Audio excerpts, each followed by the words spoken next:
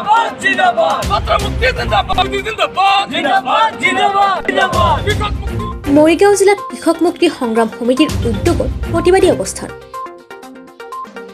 বুধবাৰে দিনৰ 11 বজাৰ পৰা মৰিগাঁও জিলাত কৃষক মুক্তি সংগ্ৰাম সমিতিয়ে কেইবাটাও গুৰুত্বপূৰ্ণ দাবীত সদৰ বিহুতলীৰ প্ৰাংগণত দুঘণ্টীয়া প্ৰতিবাদী অৱস্থান কাৰ্যসূচী ৰূপায়ণ কৰে।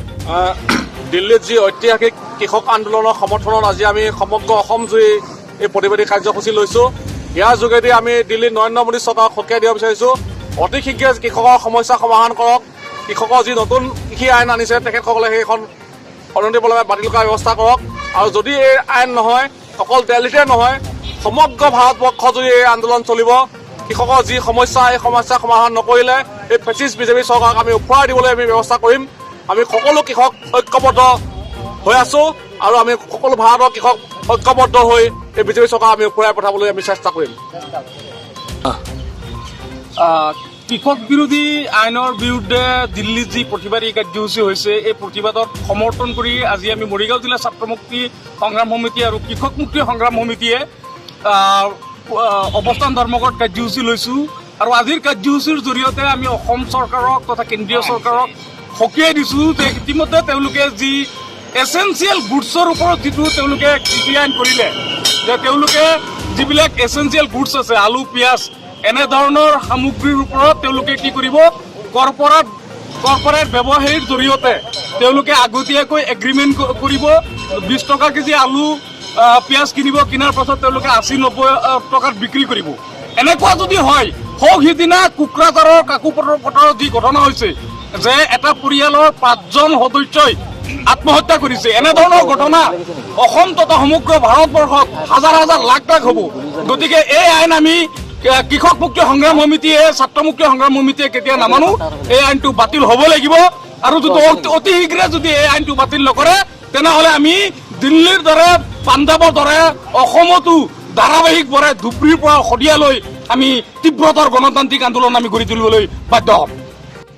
আজি মৰিগাঁও বিহুতলীত কৃষক মুক্তি সংগ্ৰাম সমিতি, ছাত্ৰ মুক্তি সংগ্ৰাম সমিতিয়ে 3খন আইনৰ বিৰুদ্ধে আজি যি অৱস্থান ধৰ্মঘট আয়োজন কৰিছে, তেওঁলোকক আমি সদৌ অসম কৃষক সংঘই পূৰ্ণ সমৰ্থন জনাইছোঁ। কাৰণ ভাৰতবৰ্ষত বিজেপি চৰকাৰ তথা নৰেন্দ্ৰ মোদী চৰকাৰ অহাৰ লগে লগে এটাৰ পিছত এটাকৈ, এটা বছৰৰ পিছত এটা বছৰত প্ৰতিটো সময়তে ভাৰতবৰ্ষৰ জনসাধাৰণৰ, খাতি খোৱা ৰাইজৰ, কৃষকৰ বিৰুদ্ধে বিভিন্ন ধৰণৰ প্ৰতাৰণামূলক আইন বলবৎ কৰিবলৈ চেষ্টা কৰিছে। আৰু শেহতীয়াকৈ ভাৰতবৰ্ষত এই নৰেন্দ্ৰ মোদী ডাঙৰীয়াই যি 3খন আইন বলবৎ কৰিবলৈ চেষ্টা কৰিছে, ইতিমধ্যে লোকসভা আৰু ৰাজ্যসভাত পাছ কৰিছে। তেওঁলোকে এটাই ভাবিছে, গুজৰাট কেন্দ্ৰিক আম আদমি পাৰ্টি, গুজৰাট কেন্দ্ৰিক গৌতম আদানী আৰু মুকেশ আম্বানী এওঁলোকৰ পৰিয়ালৰ স্বাৰ্থ পূৰণৰ কাৰণে সমগ্ৰ ভাৰতবৰ্ষত কৃষক বিৰোধী আইন বলবৎ কৰিবলৈ তেওঁলোকে চেষ্টা চলাইছে। এই 3খন আইন বিৰোধিতা কৰি আজি দিল্লীৰ ভাৰতৰ ৰাজধানীলৈকে, প্ৰধানমন্ত্ৰী ৰাজভৱনলৈকে সমগ্ৰ ভাৰতবৰ্ষৰ কৃষকসকলে 250টা কৃষক সংগঠনে একগোট হৈ আজি ধৰ্ণা দিবলৈ আগবাঢ়ি গৈছে। আৰু এইসকল কৃষকৰ ওপৰত মোদী চৰকাৰে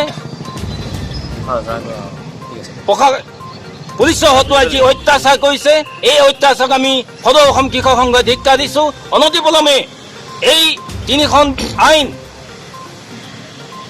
বাতিল কৰিবৰ কাৰণে আমি সদৌ অসম কৃষক সংঘয়ো এই আইনত পূৰ্ণ সমৰ্থন জনাইছোঁ, যাতে কোনো কাৰণত এই 3খন আইন বলবৎ কৰিব নোৱাৰে। তাৰ কাৰণে আমি নৰেন্দ্ৰ মোদী ডাঙৰীয়াক সতৰ্ক কৰি দিয়া হৈছে। লগতে EIA যি আইন বলবৎ কৰিবলৈ গৈছে তাৰ বিৰুদ্ধে আমি তীব্ৰ বিৰোধিতা কৰিছোঁ। আৰু কৃষকসকলৰ যি সমস্যা, আচল সমস্যা সমাধানৰ কাৰণে এইখন চৰকাৰে পদক্ষেপ গ্ৰহণ কৰক। আৰু কৃষকৰ বিৰুদ্ধে যিমানবোৰ কাম কাজ কৰিছে প্ৰত্যেকখন তেওঁলোকৰ আইন, প্ৰত্যেকটো প্ৰস্তাৱক আমি এতিয়ালৈকে যি দেখিছোঁ আমি সম্পূৰ্ণভাৱে বিৰোধিতা কৰিবলৈ আমি বাধ্য হৈছোঁ। আৰু এই ধৰণে যদি গৈ থাকে, অচিয়ে সমগ্ৰ ভাৰতবৰ্ষৰ লগতে অসমতো সাধাৰণ কৃষক ৰাইজ, খাতি খোৱা জনগণ আৰু শ্ৰমিক আটাইখিনিয়ে মৃত্যুমুখত পৰিব। গতিকে ইয়াৰ পৰা পৰিত্ৰাণ পাবলৈ আমি সকলোৱে এই মুহূৰ্তত একত্ৰিত হৈ এক তীব্ৰ আন্দোলন গঢ়ি তুলিবলৈ আমি প্ৰস্তুত আছোঁ।